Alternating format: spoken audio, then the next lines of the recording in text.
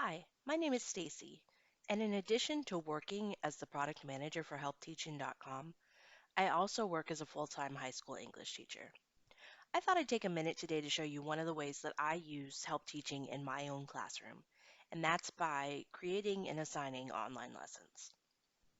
So I have a help teaching pro subscription, and just so you know that you can access a lot of printables and lessons for free on help teaching, but to actually assign those lessons, you have to have a pro subscription or a group pro subscription. So when we switched to online learning in March, I found online lessons to be extremely helpful, and I'll just show you a little bit how I use them with my students. So when you log on to help teaching, you actually go to the My Content tab, and that's where all your content exists. Um, and you can create new content from there as well. To assign an online lesson, there are two different ways you can do it. One, you can create your own lesson, which I'll show you a little bit later. And two, you can start with lessons that we have pre-created on our site. To find those lessons, you just go to the Lessons tab, and you can see that we have lessons for English, math, science, and social studies. And we're adding new lessons, particularly in social studies, every week. So I'm an English teacher, so obviously I go to the English lessons and I just see, is there anything in the English lessons that fits with my curriculum? I can scroll down and I can look. We have categories like grammar and read alouds, literature, and reading strategies and vocabulary. Or I can just do, a control F search. So let's say I want to look for poetry, and my 10th graders are learning about poetry. So I think while they're learning about poetry, let's brush up on their poetry terms. Sure, the lesson says sixth grade, but a lot of our lessons can actually be used for multiple grade levels. So I go to the lesson, I look at it, and make sure what I want. Every lesson has a description or some introductory information. It also usually has a video and it has practice questions for students. And so I say, okay, this is great for my students. So how do I assign it? I just click the Assign tab. I can add some extra instructions for my students if I want to. So,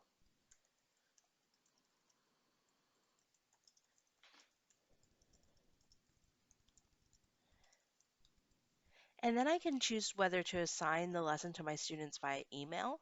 I can group my students and their email addresses into classes and assign them that way, or I can just share a public link with students. I like to save time and not enter all of my students' email addresses. Plus, that's one less thing I have to worry about trying to remember where I used their email addresses. So I choose to share a public link with my students. So I'll choose that now and I'll assign the lesson. So that creates a link that I can then distribute to my students via email, whatever learning management system or classroom management system I use. I can hyperlink it on my website. I can even embed it on my website using an iframe if I feel like doing it. However, today I'm going to use Google Classroom because my school is using Google Classroom, and so that makes the most sense for me. And I can copy this link and go to Google Classroom and create the assignment, or I can actually just submit it to Google Classroom from Help Teaching's website. So I'll do that now. All right, if you're like me, you have more than one Gmail account, so you need to make sure you're in the right one. Um, and so I will go down to my school account and I'll choose my classroom. And then I can choose to make it an assignment, a question, an announcement, material, whatever I decide. And then I'll just assign it. And then it pops up. And just like I would create any other lesson, I'll give it a name and instructions. And I will assign it to my students. You can choose the due date, the topic, you can schedule it, etc. Okay, so I've assigned it to my students. Let's go look at it. There it is. And my students can click on the link and they can take it. And when my students take the test or take the lesson, complete the lesson, they put in their name. So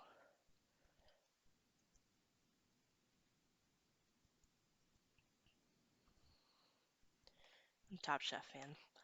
Um, and so my students will get the instructions and they will see the lesson here and they'll get to read the lesson, they'll get to watch the video, and they'll get to try the practice questions.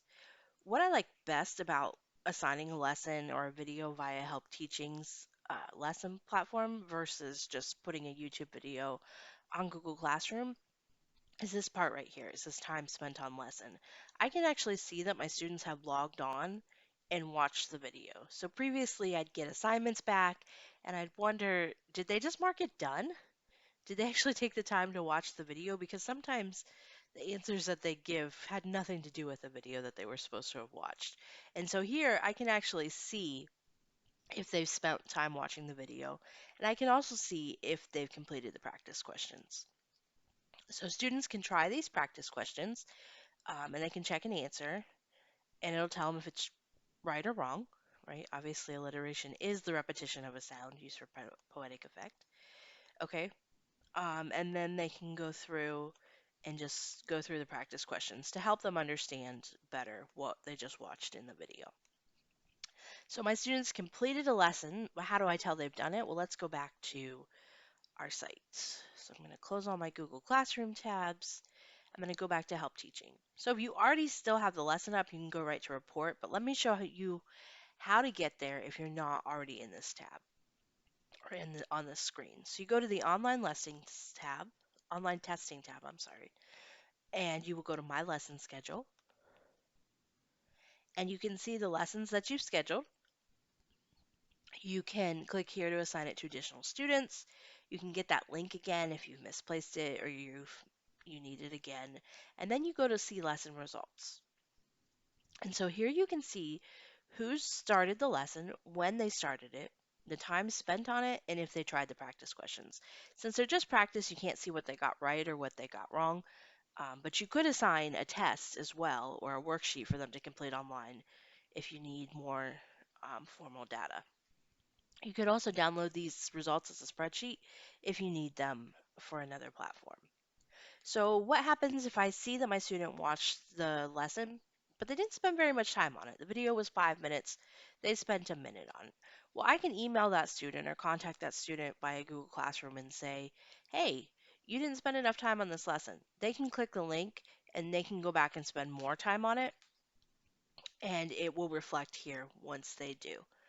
So that's how you use pre-created online lessons. And let me just show you now how you can also create a lesson. So if we don't have something that you like or you have a video on YouTube that you really want to use, you can create your own lesson.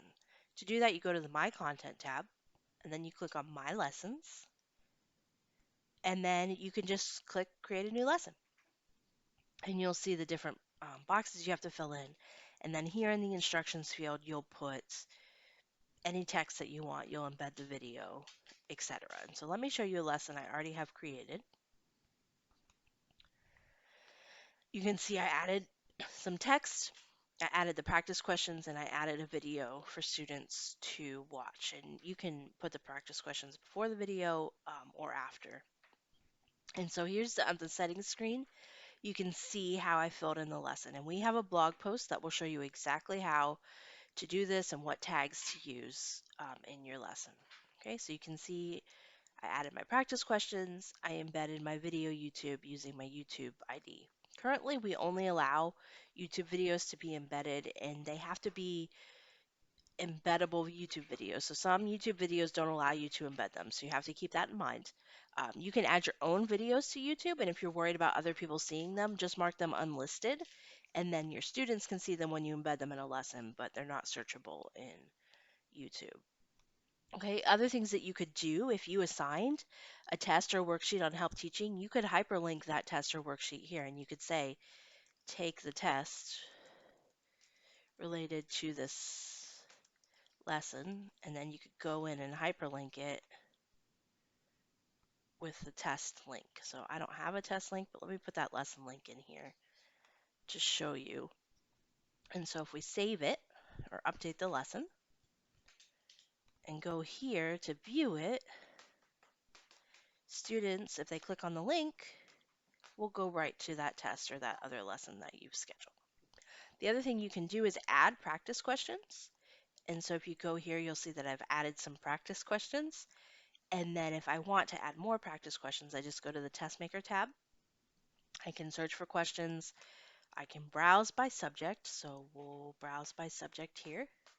And you see up here it has add selected to a lesson. So if I find a question, I can add it and I can choose what lesson I want to add it to. So that's how I use online lessons in my classroom. I hope that you find that helpful and that you find ways to use them in your classroom as well. Just a reminder that this is only available with a Help Teaching Pro or a Group Pro subscription. Thanks. Have a great day.